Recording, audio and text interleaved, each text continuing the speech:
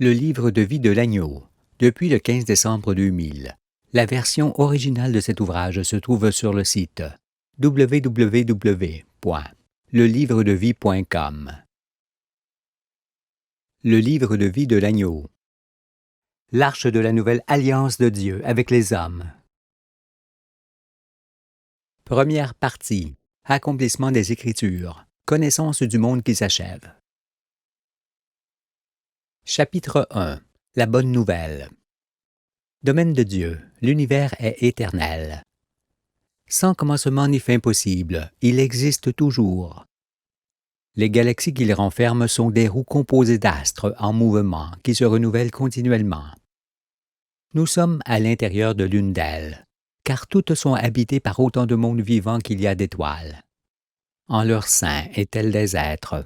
Les étoiles naissent, passent et disparaissent tour à tour, en ayant chacune une ascendance et une descendance. Comme le Soleil a des astres auxquels il est lié, les étoiles ont leurs propres astres et brillent grâce à eux, pour éclairer et faire vivre chacune leur monde au sommet duquel l'homme est toujours créé. Né d'une autre étoile, le Soleil était dans les temps reculés beaucoup moins grand qu'on ne le voit. Il ne donnait point encore de lumière. En formation avec ses planètes, il était en ces temps-là semblable à Jupiter entouré de ses satellites. Puis, dès que sa croissance et celle de ses astres furent achevées, il s'éclaira soudainement. Jupiter fera de même le moment venu, ainsi que Saturne, Uranus et Neptune, qui sont aussi des étoiles en préparation. Vint donc le jour, il y a peu de temps de cela, où l'atmosphère du Soleil explosa et éclaira ce dernier. Lors de cet événement, toutes ces planètes furent plus ou moins bousculées par son souffle, et notamment la Terre, qui s'éloigna et se rapprocha de lui par 2 fois. Et c'est avec la vapeur d'eau de son atmosphère, qui fut projetée dans l'espace, que le Soleil féconda la Terre en la couvrant d'un océan au début de ce chambardement. Ainsi couverte d'eau et déplacée plusieurs fois dans des régions du ciel, où la température solaire est différente. La Terre vécut des moments différents. Ce sont les airs ayant fait d'elle l'un des innombrables jardins du ciel qui enfantent les mondes vivants. La création. D'abord la formation de nos astres qui se fit jusqu'à l'éclairement du Soleil.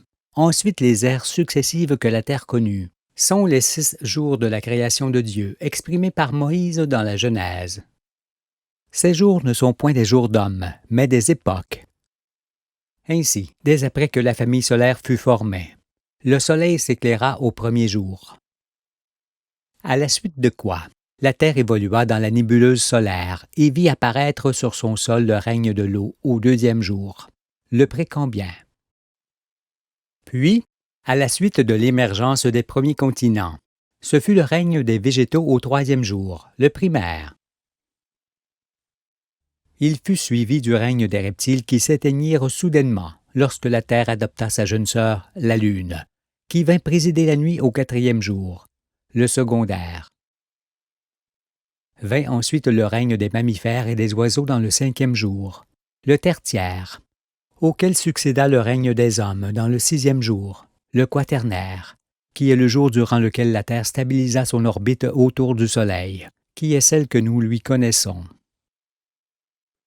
Ainsi, depuis le peu de temps que le Soleil brille, la Terre donna naissance à des mondes successifs jusqu'au monde humain, qui crut et se multiplia pour devenir ce qu'il est.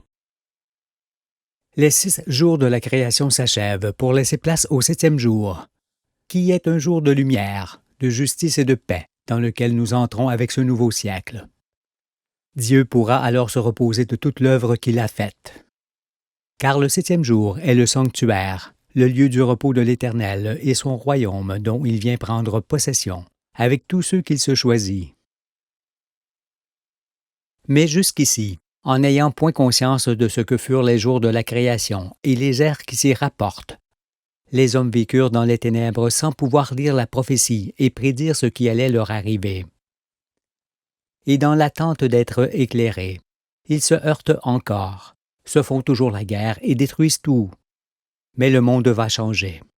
Car il est arrivé sur le soir, dans les temps messianiques, où devait se lever celui qui viendrait enseigner l'univers, ainsi que les 6 jours et le 7e jour, pour délivrer les hommes de leur ignorance et des souffrances qu'elle occasionne dans les peuples. Aussi, puisque l'Écriture annonce sans relâche cet homme, personne ne doit s'étonner aujourd'hui de sa venue qui est naturelle et prévue depuis la création du monde. Votre stupéfaction sera grande cependant, parce qu'en ne voyant nullement dans quel temps vous êtes, vous espérez encore en beaucoup de choses, sauf à la venue du Fils de l'homme, pour ces temps-là. Ce livre que j'écris vous montrera que je suis cet homme. Je vous salue. La mission du Fils de l'homme. Lorsque je me mis à la recherche de la vérité, Dieu le vit. Il déroula alors le ciel devant moi comme le rouleau d'un livre, pour que j'y lise l'histoire des créations et apprenne le principe d'existence de toutes choses. Je lus et appris. Et lorsque tout me fut révélé, je vis que l'univers était tout autre que ce que le monde croit. Je ne connaissais point encore Dieu, ni ne savais que j'étais envoyé par lui. Mon désir fut cependant de montrer dans un livre tout ce que j'avais vu, ce qui est fait. Mais étant encore au commencement du livre, vous êtes persuadés qu'il n'y a point de vérité. Cependant, s'il n'y avait point de vérité, il n'y aurait point la terre et le soleil, ni d'étoiles avec leurs astres. Il n'y aurait point d'univers et nous ne serions pas.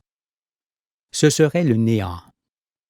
Il convient donc d'étudier les choses célestes pour connaître qui nous sommes, où nous allons, et comment il convient de vivre en étant homme. Depuis les commencements de l'humanité, les hommes ne se sont nullement rapprochés de la vérité, mais s'en sont au contraire éloignés. C'est pourquoi le monde est aujourd'hui en pleine confusion et dans le désespoir de ne point voir l'aurore se lever. Mais je vais vous immerger dans l'eau vive des Écritures pour vous baptiser, vous instruire, vous ressusciter des morts, vous ouvrir les yeux et vous sauver de ce qui arrive et que personne ne voit. Car sans la connaissance, l'homme est spirituellement mort. Et cette mort amène invariablement le monde à son terme. Ne vous alarmez pas cependant. Ce ne sera point la fin de ceux qui entendent ma voix, mais seulement la fin de ce monde et de ceux qui l'amènent au désastre. Car, tel que vous le voyez, le monde n'est pas sur une nouvelle voie comme beaucoup l'imaginent, mais est en agonie. Ne craignez pas sa fin cependant, elle sera le salut de ceux qui comprendront.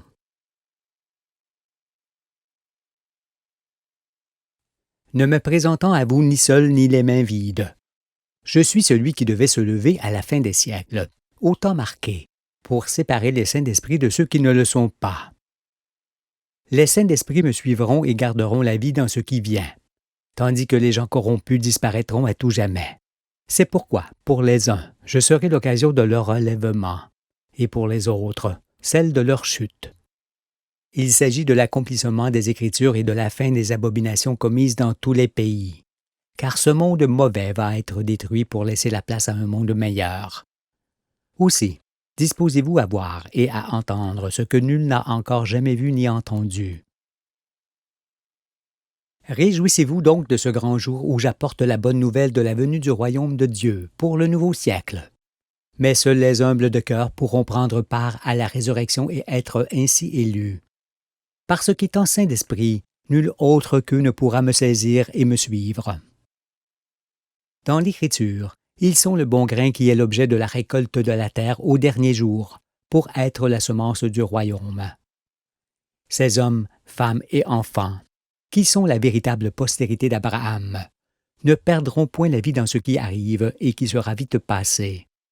Ils sortiront au contraire sur la terre nouvelle qui aura changé sa face et retrouvé sa pureté originelle, qu'elle gardera toujours.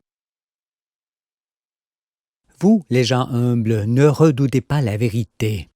Elle est votre allié et vous sauvera. Ceux qui ne subsisteront pas sont les hautains, les menteurs, les violents, les vaniteux, les hypocrites, les irrespectueux, les fanfarons et les méchants qui règnent depuis toujours dans le monde.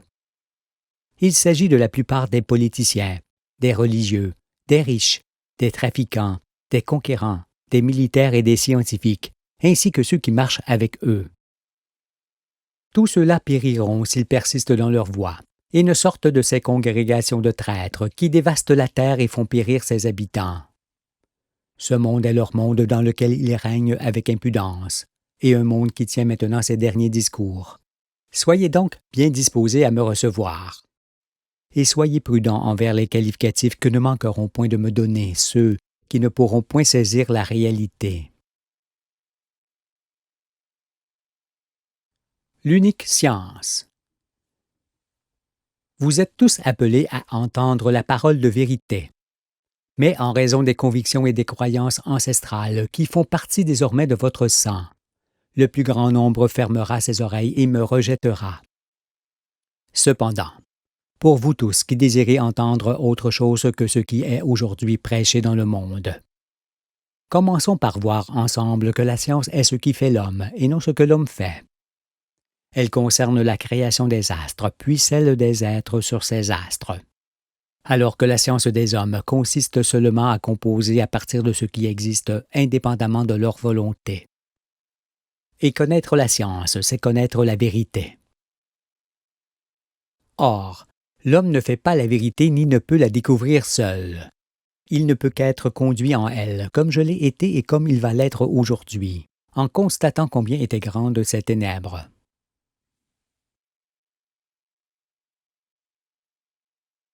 Je m'assois en face de vous, hors des nations, pour vous parler et vous éclairer.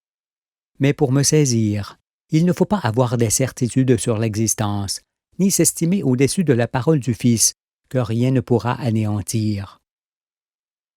Mes adversaires se heurteront à elle, mais ne lui feront aucune brèche, car nul ne peut s'opposer à la vérité.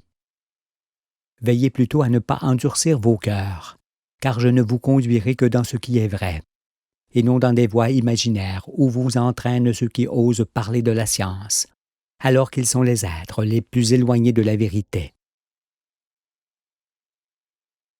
Aujourd'hui, beaucoup pressentent l'imminence d'un bouleversement, mais nul ne s'aperçoit que nous sommes à la fin des 6 jours, au soir du monde, et qu'il s'agit de la venue du Fils de l'homme qui vient séparer les justes et les injustes par la connaissance, qu'il dispense sur la créature.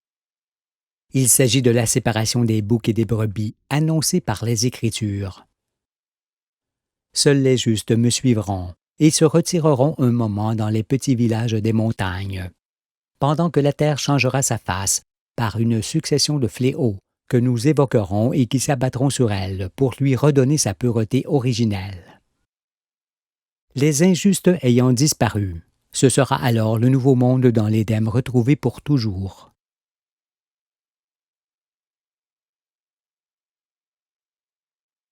L'unique Sauveur. Ne croyez pas cependant que celui qui vous parle soit un nouveau Messie.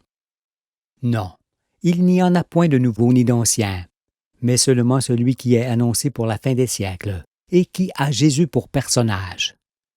Il s'agit du Fils de l'homme, d'Élie, qui est Pierre. Mais cet homme est aussi appelé l'agneau de Dieu et de bien d'autres noms dans l'Écriture. Lorsqu'on l'évoque, c'est d'Emmanuel, du Shiloh dont on parle, et non de plusieurs. Je ne puis toutefois démontrer qui je suis en peu de mots, mais je le ferai tout au long du livre par la connaissance que je vous transmettrai, en m'appuyant sur l'Écriture qui témoigne de moi. Sachez que j'ai commencé à écrire ce livre après un long pèlerinage dans le réel qui m'ouvrit les yeux, mais qui fut un douloureux chemin parsemé de difficultés et d'épreuves, d'autant plus forte qu'au fil des jours, je me reconnaissais dans l'Écriture. Et c'est après avoir été éprouvé de la sorte que Dieu a jugé bon de placer toutes choses entre mes mains pour le salut de tous. Ainsi, toute la terre m'est remise, car le Très-Haut m'a suscité pour que je sois son interprète auprès des peuples. Aussi, depuis mon enfance, il m'a tenu éloigné des coutumes, des traditions et de l'instabilité des choses humaines, pour qu'aujourd'hui je puisse arracher la vérité de ses mains. Et me voici au milieu de vous, avec l'esprit de connaissance qui ouvre les yeux et fait naître à nouveau. Sans instruction, le front dur est tenu à l'écart des facéties de ceux qui règnent. Je suis semblable à un âne sauvage. à un anon sur lequel aucun homme n'a pu s'asseoir. Seul Jésus, qui est esprit des Écritures, a pu le faire. Il dit à ce sujet: « Allez au village, et vous verrez un anon attaché, sur lequel aucun homme ne s'est jamais assis. Vous le détacherez et vous me l'amènerez, afin qu'il me serve. Si on vous demande pourquoi vous le détachez, vous répondrez que le Seigneur en a besoin. » Parce que les Écritures sont voilées, en les lisant dans le sens des mots, cette parole est insignifiante. Mais, en voyant que je suis cet anon que l'on détacha de son village auquel il était attaché, et sur lequel seul Jésus a pu s'asseoir pour servir le Seigneur, son véritable sens apparaît. Pourquoi donc les Écritures sont-elles voilées, direz-vous? C'est pour n'être dévoilées qu'au soir du monde, par celui qui devait venir les accomplir à l'insu de tous. C'est pourquoi les prophètes se sont exprimés par des paraboles, des métaphores et des allégories qu'il ne faut point lire au sens de la lettre. Sinon on ne comprend pas. Vous qui désirez m'entendre, sachez que le voile qui recouvre les Écritures se déchirera au fur et à mesure que votre esprit s'ouvrira sur les choses nouvelles que j'enseignerai. Car ce n'est qu'avec la lumière du véritable qu'elles peuvent se révéler à tous. Je ne suis pas différent de vous toutefois, mis à part que si l'on fondait tous les hommes ensemble pour n'en faire qu'un seul, en figure de tous, je serais celui-là. D'où mon nom de Fils de l'homme. Je suis donc le plus moyen d'entre vous, pour pouvoir accéder à toute chose et être saisissable par tous. Aussi, ne me voyez pas comme un mystère, sinon tous les hommes seraient mystérieux. Cependant, ceux que je viens chasser de la terre ne manqueront point de m'affubler de quelque maladie ou de quelque tare, pour me dévaloriser. On voit l'arbre à ses fruits, dit Jésus, ce qui signifie qu'on voit l'homme à ses œuvres. Laissez-moi alors le temps de vous enseigner, et vous jugerez ensuite. Ceux qui me connaissent savent que je suis réfléchi et que le discernement m'appartient. Nul ne me persécute et je dors paisiblement, d'autant que je ne crains point l'homme. Toutefois, je respire la crainte de l'Éternel, parce que je sais d'où je suis tombé et de quelle manière. Pour ces raisons, vous pouvez me suivre en toute confiance, car en moi, il n'y a point de fraude ni de violence, ni un quelconque désir de domination sur mes semblables. Je suis souvent en admiration devant certaines œuvres humaines. Mais cette admiration se change vite en colère, à cause du désastre que d'autres œuvres engendrent. Cela me crucifie car, en raison de ce que je vois, de ce que je sais et de ce que je vis, j'ai le cœur transpercé. Quiconque peut alors concevoir que ma colère, qui est l'expression de mes souffrances, est toujours prompte à s'enflammer. C'est d'ailleurs pour cela qu'il est dit au début des psaumes. « Et maintenant, roi, conduisez-vous avec sagesse. Juge de la terre, recevez instruction. Servez l'Éternel avec crainte, et réjouissez-vous avec tremblement.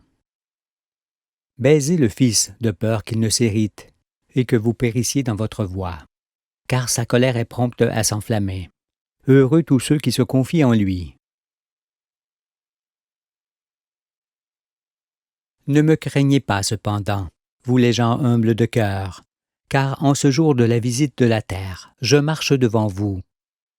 Mais parce que la vérité est fort simple, je sais qu'il me faudra beaucoup écrire pour briser vos convictions et votre incrédulité. Pour ce faire, j'ai besoin des écrits des prophètes et de la tunique qu'ils ont préparée pour mes épaules. Sinon, vous ne me croiriez pas. Que vous l'admettiez ou non, toute la vérité est écrite dans ce livre, et elle est votre seul salut. Mais je sais que plusieurs pensent dans ses débuts. La façon dont cet homme s'exprime montre qu'il n'est pas écrivain. Peut-il alors nous conduire dans toute la vérité?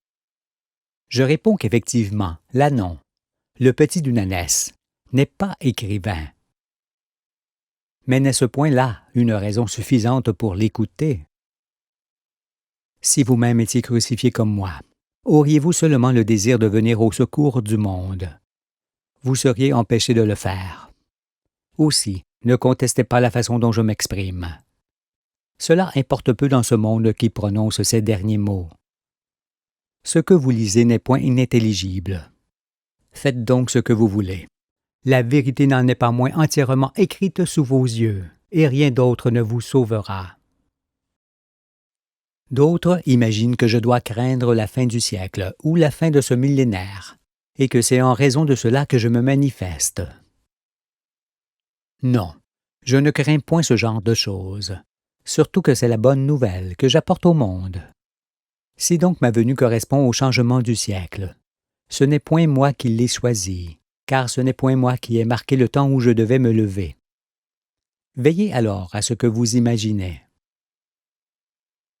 Ne pensez pas davantage que je vienne former une secte de plus, car je viens au contraire anéantir celle qui existe depuis longtemps ou depuis peu dans le monde entier. C'est pourquoi, avant d'avoir entendu ce que j'ai à dire, abstenez-vous de tout préjugé à mon égard. D'autant que je n'arrive point seul, ni sans être annoncé depuis toujours.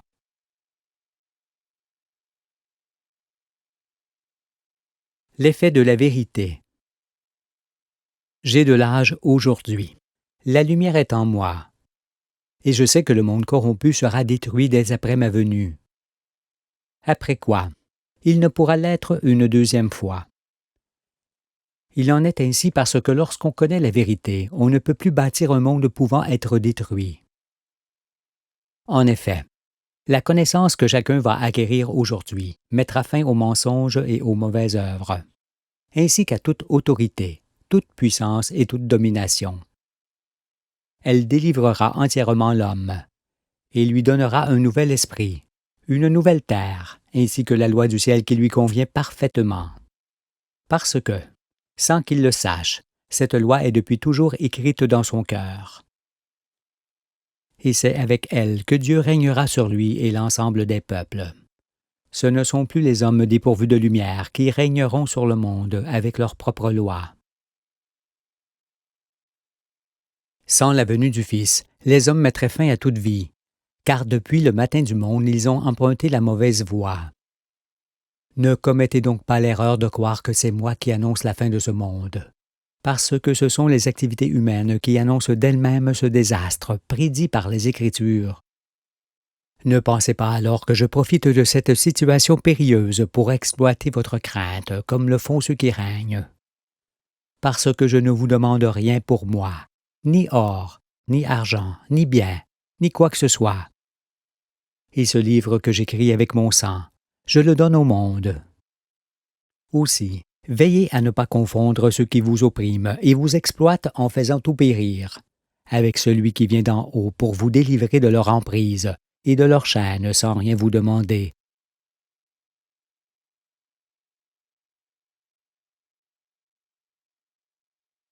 Toute la terre tremblera à la suite des révélations que je ferai au monde. Mais est-ce de moi qui vous sauve dont vous devez avoir peur, ou des fils des ténèbres qui vous perdent? Qu'auriez-vous à redouter d'un homme qui n'a que l'épée de sa bouche pour arme? Ne me craignez pas, vous dis-je, vous dont le cœur est pur. Je suis avec vous et contre tous ceux qui nuisent à la terre et à ses habitants.